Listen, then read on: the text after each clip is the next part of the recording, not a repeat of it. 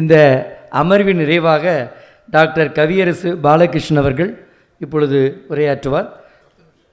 10 நிமிடங்களுக்குள். Good evening, everyone. We are a scientific research foundation based out of Vellore. We foresee the challenges faced by the humanity in the health sector down the line of 50 years, and we work on those areas, perform a dedicated research, and trying to find solutions to those problems. So when it comes to the economy, since it's an economic forum, I'll like to share some of the data which we have and the research areas where we perform research. You can go to slide. So we are into nanomedicines and quantum medicines. Next slide. So, these are some of the evidences performed by the American and scientist. There is a book called Alchemical Body in Siddha Tradition by Medieval in India. A professor from US came and settled in India for 16 years and performed research on anti-aging. And he traveled all over the India. When we say this in traditional language called Kaya Kalpam, it doesn't sounds good. Let us go a little more deep into it from the scientific perspective. Next slide. The other book is a book written by Chinese medical literature.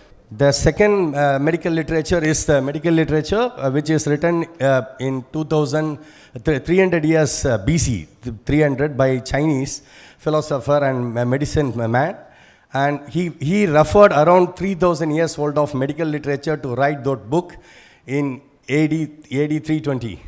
So this book deals about anti-aging.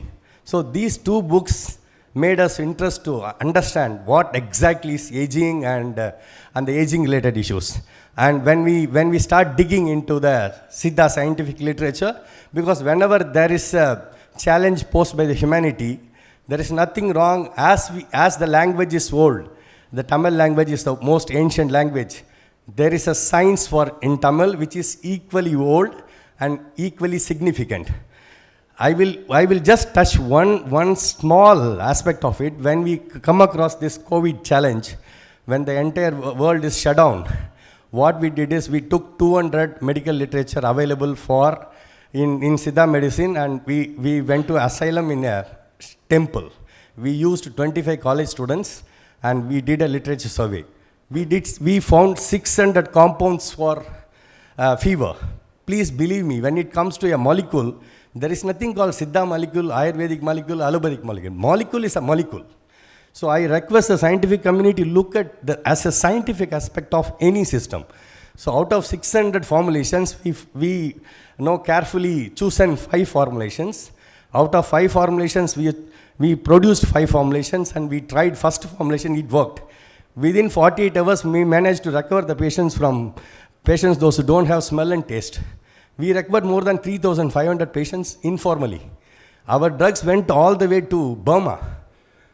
And as the Chinese explored their traditional medicine and blend the traditional knowledge with the current science and exploring the world, we are not doing it.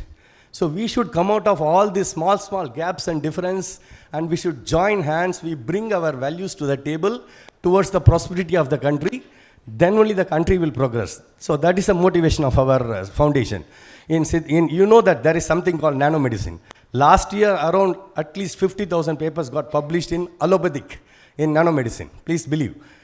So out of this, in this current science, which believed as a current science, the Tamil Siddha community, they had more than 1,010 nanosulfides in their library and 705 nano-oxides and 307 nanoliposomes, which probably down the line of 10 to 15 years or 20 years, these compounds will come to allopathic doctor's table from Germany, Switzerland, US, Japan, and we will start prescribing. We cannot leave this like this. This is our knowledge. This is our ancestors' knowledge. We should understand and we should bridge the gaps so that it benefits the entire mankind. Next slide. This is Marco Polo. When it comes to anti-aging topic, Marco Polo, when he landed in India in 12th century, He landed in Western Ghats in today's called Konkan Belt. He found a group of villagers, those age group is between 200 plus years, 150 to 200 years. Till today, from 12th century, almost 800 years has gone. Till today, we don't have a compound, which we cannot find anybody, those who live between 150 to 200 years in today's world. So it's a science we had and which we lost. That is what becomes the first evidence for the American researcher to come to India and perform an exploratory research for 16 years. Generally, a research grant will be for 2 years, 3 years, 5 years, not for 16 years. Okay, and Chicago University professor. Next slide. This is in the 16th century. Again, a French scientist who has seen that a compound made out of mercury, gold, and sulfur, which taken 2 grains every day, help the body to live a healthy and long life. Second slide. Next. See, this is Aurangzeb. Aurangzeb has written a firman to a Sikh Gurudwara. So generally, Aurangzeb is known for his atrocities against the Sikh community. Why a Muslim king write a letter to a Sikh Gurudwara requesting for a purified mercury, and he offered some gold and money in return. Next slide. So this is Vallalar.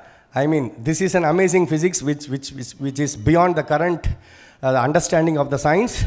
So the way in which he lived, it doubts whether the human body can be converted into a quantum body, black hole, and a light body.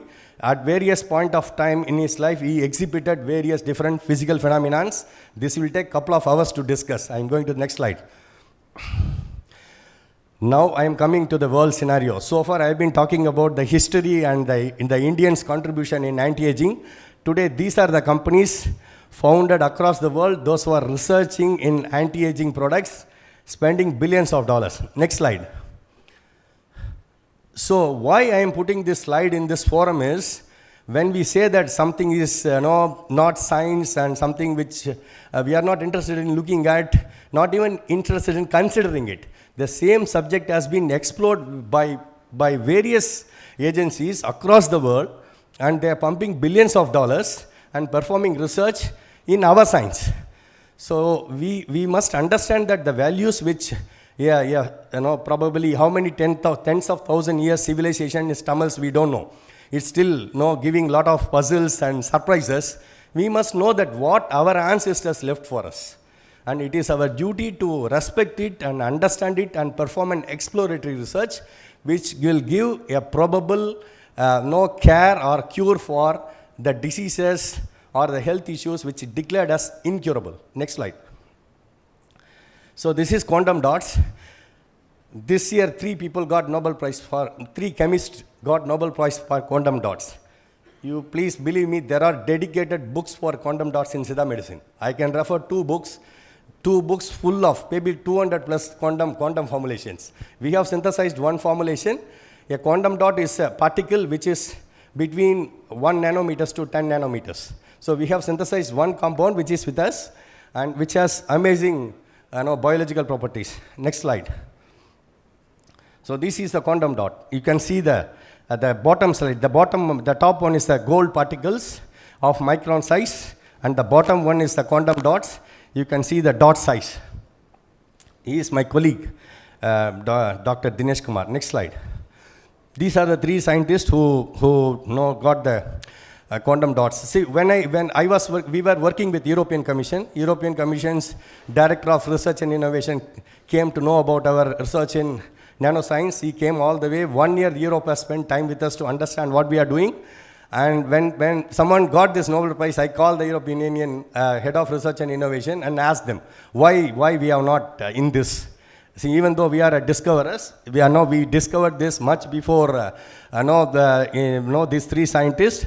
We have been using quantum dots for the past 7 years legally, prescribing to the patients. They said someone has to nominate you. So it is very, very essential for the government of India to look at what people are doing in our own country. And every individual, every citizen has to be properly documented from their scientific contribution.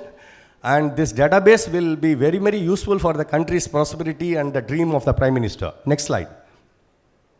So this is the economy. Since this is an economical forum, we prepared these slides for you. It is around $16 trillion is the mental health and related loss. One of the core subject of our research is mental health. And $13 trillion is an anti-aging market. And it is around 880 billion is the sleep disorder market. So how many of you don't sleep well? Can you raise your hands? We have a solution. We can help you to sleep so beautifully. So it took 25 years.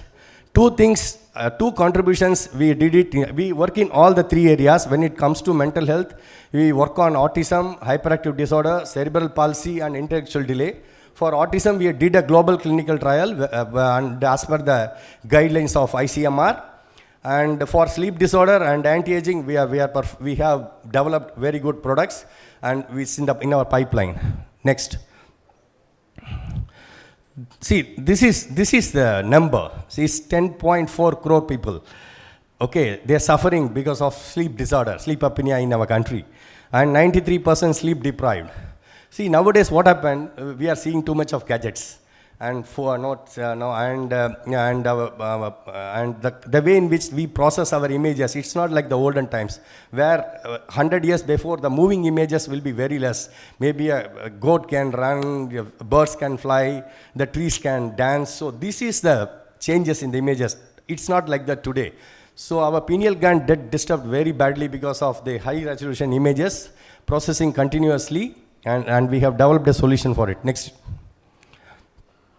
This is the facts and figures. We don't have very precise numbers for India, but for Europe, they spend around 600 billion euros every year for mental expenditure, and around 260 billion towards autism. Next slide. So this is for India. It's around economic loss is around 380 billion US dollars. You please compare this with our economy. This is economic loss associated with mental health as per the Lancet report for India. Next. So these are some of the neurodevelopmental disorders we handle in our clinic in Chennai. We have a factory which produces nanomedicines in Pondicherry, and we are now started as a Siddha medicine, and now slowly working with the scientific community, and we do all the scientific analysis as per the international standards, both physical, chemical, and analytical, and we do proper cell line studies, animal studies, and human trials. So we do exactly what the scientific community does so that it can reach the entire mankind. Next slide. See, this is some of the equipments which we use in our laboratory to synthesize nanomaterials and their equivalents in the modern labs. Next slide. So starting from a distillation apparatus, everything there was a traditional way of doing, and there is an equivalent in today's science. Only thing we use silica, kalimanna use pannirno. Nowadays we use the glasswares. Next slide. These are the analytical facilities we use to synthesize and characterize our nanomaterials. Next slide. So at this moment, I would like to thank Government of India for their foreseen insight to develop and set up nano facility laboratories.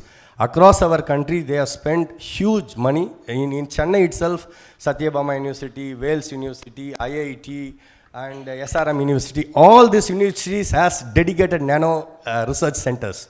So they have spent starting from 30-40 crores to 300 crores, 500 crores. Government of India spent across the country for this nano mission.